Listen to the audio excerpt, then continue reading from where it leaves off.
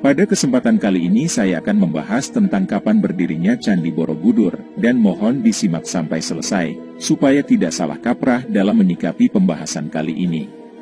Borobudur adalah sebuah candi Buddha yang terletak di Borobudur, Magelang, Jawa Tengah, Indonesia. Candi ini terletak kurang lebih 100 km di sebelah barat daya Semarang, 86 km di sebelah barat Surakarta, dan 40 km di sebelah barat laut Yogyakarta. Candi berbentuk stupa ini didirikan oleh para penganut agama Buddha Mahayana sekitar tahun 800 Masehi, pada masa pemerintahan Wangsa Shailendra. Borobudur adalah candi atau kuil Buddha terbesar di dunia, sekaligus salah satu monumen Buddha terbesar di dunia. Monumen ini terdiri atas 6 teras berbentuk bujur sangkar, yang di atasnya terdapat 3 pelataran melingkar, pada dindingnya dihiasi dengan 2672 panel relief, dan aslinya terdapat 504 arca Buddha. Borobudur memiliki koleksi relief Buddha terlengkap dan terbanyak di dunia. Stupa utama terbesar terletak di tengah, sekaligus memahkotai bangunan ini, dikelilingi oleh 3 barisan melingkar 72 stupa berlubang, yang di dalamnya terdapat arca Buddha tengah duduk bersila, dalam posisi teratai sempurna dengan mudra, sikap tangan, Dharma Cakra Mudra, memutar roda Dharma. Monumen ini merupakan model alam semesta, dan dibangun sebagai tempat suci untuk memuliakan Buddha, sekaligus berfungsi sebagai tempat ziarah, untuk menuntun umat manusia, beralih dari alam nafsu duniawi, menuju pencerahan, dan kebijaksanaan sesuai ajaran Buddha. Peziarah masuk melalui sisi timur, dan memulai ritual di dasar candi, dengan berjalan melingkari bangunan suci ini searah jarum jam, sambil terus naik ke undakan berikutnya, melalui 3 tingkatan ranah dalam kosmologi Buddha. Ketiga tingkatan itu adalah Kamadhatu, yaitu ranah hawa nafsu, Rupadhatu, yaitu ranah berwujud, dan Arupadhatu, yaitu ranah tak berwujud. Menurut bukti-bukti sejarah, Borobudur ditinggalkan pada abad ke-14, seiring melemahnya pengaruh kerajaan Hindu dan Buddha di Jawa, serta mulai masuknya pengaruh Islam. Dunia mulai menyadari keberadaan bangunan ini sejak ditemukan 1814 oleh Sir Thomas Stamford Raffles, yang saat itu menjabat sebagai Gubernur Jenderal Inggris atas Jawa. Sejak saat itu Borobudur telah mengalami serangkaian upaya penyelamatan dan pemugaran perbaikan kembali. Proyek pemugaran terbesar digelar pada kurun waktu 1975 hingga 1982, atas upaya pemerintah Republik Indonesia dan UNESCO, kemudian situs bersejarah ini masuk dalam daftar situs warisan dunia. Borobudur kini masih digunakan sebagai tempat ziarah keagamaan. Tiap tahun umat Buddha yang datang dari seluruh Indonesia dan mancanegara berkumpul di Borobudur untuk memperingati Trisuci Waisak. Dalam dunia pariwisata, Borobudur adalah objek wisata tunggal di Indonesia yang paling banyak dikunjungi wisatawan. Dalam bahasa Indonesia, bangunan keagamaan purbakala disebut candi. Istilah candi juga digunakan secara lebih luas untuk merujuk kepada semua bangunan purbakala yang berasal dari masa Hindu-Buddha di Nusantara, misalnya gerbang, gapura, dan petirtaan, kolam dan pancuran pemandian. Asal mula nama Borobudur tidak jelas, meskipun memang nama asli dari kebanyakan candi di Indonesia tidak diketahui. Nama Borobudur pertama kali ditulis dalam buku Sejarah Pulau Jawa, karya Sir Thomas Stamford Raffles. Raffles menulis mengenai monumen bernama Borobudur, akan tetapi tidak ada dokumen yang lebih tua yang menyebutkan nama yang sama persis. Satu-satunya naskah Jawa kuno yang memberi petunjuk mengenai adanya bangunan suci Buddha yang mungkin merujuk kepada Borobudur adalah Nagara Kretagama yang ditulis oleh Empu Prapanca pada 1365. Banyak teori yang berusaha menjelaskan nama candi ini. Salah satunya menyatakan bahwa nama ini kemungkinan berasal dari kata Sambara Budara, yaitu artinya gunung Budara, di mana di lereng-lerengnya terletak teras-teras, dan selain itu terdapat beberapa etimologi rakyat lainnya. Misalkan kata Borobudur berasal dari ucapan para Buddha, yang karena pergeseran bunyi menjadi Borobudur. Penjelasan lainnya yaitu bahwa nama ini berasal dari 2 kata bara dan beduhur. Kata bara konon berasal dari kata vihara, sementara ada pula penjelasan lain di mana bara berasal dari bahasa Sanskerta, yang artinya kompleks candi atau biara, dan beduhur artinya yaitu tinggi, atau mengingatkan dalam bahasa Bali, yang berarti di atas. Jadi Candi Borobudur maksudnya yaitu sebuah biara atau asrama yang berada di tanah tinggi. Sejarawan J.G. de Casparis dalam disertasinya untuk mendapatkan gelar doktor pada 1950 berpendapat bahwa Borobudur adalah tempat pemujaan. Berdasarkan prasasti Karangtengah dan Tritepusan, Casparis memperkirakan pendiri Borobudur adalah Raja Mataram dari Wangsa Shailendra, bernama Samaratungga, yang melakukan pembangunan sekitar tahun 824 Masehi. Bangunan raksasa itu baru dapat diselesaikan pada masa putrinya, Ratu Pramodawardhani. Pembangunan Borobudur diperkirakan memakan waktu setengah abad. Dalam prasasti Karangtengah, disebutkan mengenai penganugerahan Tanah Sima, tanah bebas pajak, oleh Cri Kahulunan, Pramodawardhani, untuk memelihara Kamulan, yang disebut Bumi Sambara. Istilah Kamulan sendiri, berasal dari kata mula, yang berarti tempat asal muasal, bangunan suci untuk memuliakan leluhur, kemungkinan leluhur dari Wangsa Shailendra. Casparis memperkirakan bahwa Bumi Sambara Budhara, dalam bahasa Sanskerta yang berarti, Bukit Himpunan Kebajikan 10 Tingkatan Bodhisatwa, adalah nama asli Borobudur. Menurut legenda Jawa, daerah yang dikenal sebagai dataran kedua adalah tempat yang dianggap suci dalam kepercayaan Jawa, dan disanjung sebagai Taman Pulau Jawa, karena keindahan alam dan kesuburan tanahnya. Selain Borobudur, terdapat beberapa candi Buddha dan Hindu di kawasan ini. Pada masa penemuan dan pemugaran di awal abad ke-20, ditemukan candi Buddha lainnya yaitu Candi Mendut dan Candi Pawon, yang terbujur membentang dalam satu garis lurus. Awalnya diduga hanya suatu kebetulan, akan tetapi berdasarkan dongeng penduduk setempat, dulu terdapat jalan berlapis batu yang dipagari, pagar langkan di kedua sisinya, yang menghubungkan ketiga candi ini.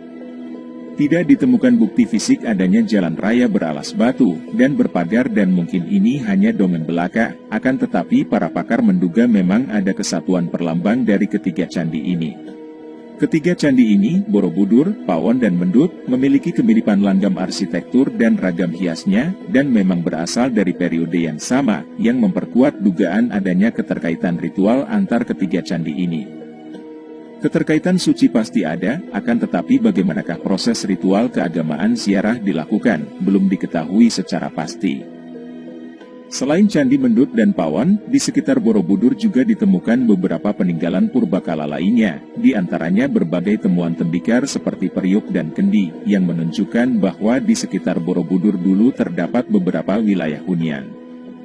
Temuan-temuan purbakala di sekitar Borobudur kini disimpan di Museum Karmawibangga Borobudur, yang terletak di sebelah utara candi bersebelahan dengan Museum Samudra Raksa. Tidak seberapa jauh di sebelah utara Candi Pawon, ditemukan reruntuhan bekas candi Hindu yang disebut Candi Banon. Pada candi ini ditemukan beberapa arca dewa-dewa utama Hindu, dalam keadaan cukup baik yaitu Shiva, Vishnu, Brahma, serta Ganesha. Akan tetapi batu asli Candi Banon amat sedikit ditemukan, sehingga tidak mungkin dilakukan rekonstruksi. Tidak seperti candi lainnya yang dibangun di atas tanah datar, Borobudur dibangun di atas bukit dengan ketinggian 265 meter dari permukaan laut dan 15 meter di atas dasar Danau Purba yang telah mengering. Keberadaan Danau Purba ini menjadi bahan perdebatan yang hangat di kalangan arkeolog pada abad ke-20 dan menimbulkan dugaan bahwa Borobudur dibangun di tepi atau bahkan di tengah danau. Sementara itu, pakar geologi justru mendukung pandangan Nye Wen Kam dengan menunjukkan bukti adanya endapan sedimen lumpur di dekat situs ini.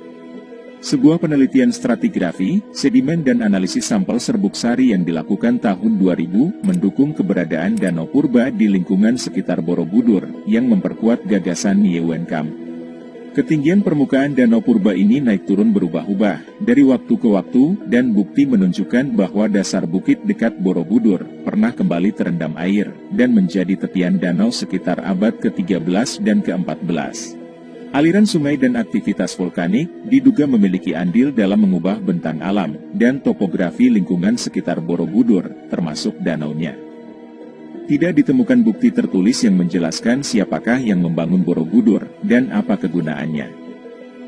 Waktu pembangunannya diperkirakan berdasarkan perbandingan antara jenis aksara yang tertulis di kaki tertutup Karmawibangga dengan jenis aksara yang lazim digunakan pada prasasti kerajaan abad ke-8 dan ke-9.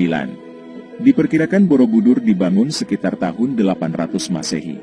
Kurun waktu ini sesuai dengan kurun antara 760 dan 830 Masehi, masa puncak kejayaan Wangsa Shailendra di Jawa Tengah, yang kala itu dipengaruhi Kemaharajaan Sriwijaya. Pembangunan Borobudur diperkirakan menghabiskan waktu 75-100 tahun lebih, dan benar-benar dirampungkan pada masa pemerintahan Raja Samaratungga, pada tahun 825. Terdapat kesimpang siuran fakta mengenai apakah raja yang berkuasa di Jawa kala itu beragama Hindu atau Buddha. Wangsa Shailendra diketahui sebagai penganut agama Buddha aliran Mahayana yang taat, akan tetapi melalui temuan prasasti Sojomerto, menunjukkan bahwa mereka mungkin awalnya beragama Hindu Siwa. Pada kurun waktu itulah, dibangun berbagai candi Hindu dan Buddha di dataran Kedu. Berdasarkan prasasti Canggal, pada tahun 732 Masehi, Raja beragama Siwa Sanjaya memerintahkan pembangunan bangunan suci Shivalingga yang dibangun di perbukitan Gunung Ukir, letaknya hanya 10 km sebelah timur dari Borobudur. Candi Buddha Borobudur dibangun pada kurun waktu yang hampir bersamaan dengan candi-candi di dataran Prambanan, meskipun demikian Borobudur diperkirakan sudah rampung sekitar 825 Masehi. Yang berarti 25 tahun lebih awal sebelum dimulainya pembangunan Candi Siwa Prambanan, sekitar tahun 850 Masehi. Pembangunan candi-candi Buddha, termasuk Borobudur saat itu dimungkinkan karena pewaris Sanjaya, Rakai Panangkaran memberikan izin kepada umat Buddha untuk membangun candi. Bahkan untuk menunjukkan penghormatannya, Panangkaran menganugerahkan desa Kalasan kepada Sangha, komunitas Buddha, untuk pemeliharaan dan pembiayaan Candi Kalasan yang dibangun untuk memuliakan Bodhisatwa Dewitara, sebagaimana disebutkan dalam prasasti Kalasan Berangka, tahun 778 Masehi. Petunjuk ini dipahami oleh para arkeolog, bahwa pada masyarakat Jawa kuno, agama tidak pernah menjadi masalah yang dapat menuai konflik, dengan dicontohkan raja penganut agama Hindu, bisa saja menyokong dan mendanai pembangunan Candi Buddha dan demikian pula sebaliknya. Akan tetapi, diduga terdapat persaingan antara dua wangsa kerajaan pada masa itu, Wangsa Shailendra yang menganut Buddha, dan Wangsa Sanjaya yang memuja Siwa yang kemudian Wangsa Sanjaya memenangi pertempuran, pada tahun 856 di perbukitan Ratu Boko. Ketidakjelasan juga timbul mengenai Candi Roro Jonggrang di Prambanan, candi megah yang dipercaya dibangun oleh sang pemenang Rakai Pikatan, sebagai jawaban Wangsa Sanjaya untuk menyaingi kemegahan Borobudur, milik Wangsa Shailendra. Akan tetapi banyak pihak percaya bahwa terdapat suasana toleransi dan kebersamaan yang penuh kedamaian antara kedua wangsa ini, yaitu pihak Shailendra juga terlibat dalam pembangunan Candi Siwa di Prambanan. Borobudur tersembunyi dan telantar selama berabad-abad, terkubur di bawah lapisan tanah dan debu vulkanik yang kemudian ditumbuhi pohon dan semak belukar, sehingga Borobudur kala itu benar-benar menyerupai bukit. Alasan sesungguhnya penyebab Borobudur ditinggalkan, hingga kini masih belum diketahui. Borobudur kembali menarik perhatian pada tahun 1885, ketika Yerman, ketua masyarakat arkeologi di Yogyakarta, menemukan kaki tersembunyi. Penemuan ini mendorong pemerintah Hindia Belanda untuk mengambil langkah menjaga kelestarian monumen ini.